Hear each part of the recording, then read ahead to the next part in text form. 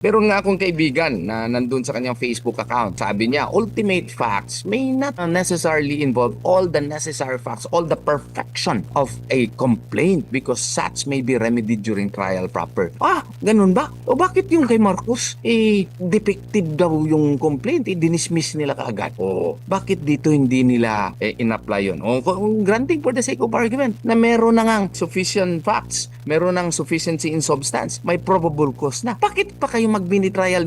Bakit pa kayo manghahanap ng mga ebidensya kung malakas na pala ang kaso? Ang ibig sabihin yan, meron kayong ibang pakay. Yung ibang pakay ay hindi na naaayon kasi sa ating 1987 Constitution. Nang abuso kayo. Kami naman, ng mga abogado, dudulog kami sa Korte Suprema kasi hindi na ninyo ginagawa kung ano ang dapat na gagawin sa impeachment complaint. Kaya kailangan kaming mag-file ng kaso sa Korte Suprema. Dahil ito sa katangahan ninyo, dahil ito sa mga maling mga ginawa ninyo, kaya kami dumulog sa Korte Suprema. Kaya huwag nyo kaming sisihin. Sisihin ninyo mga sarili ninyo.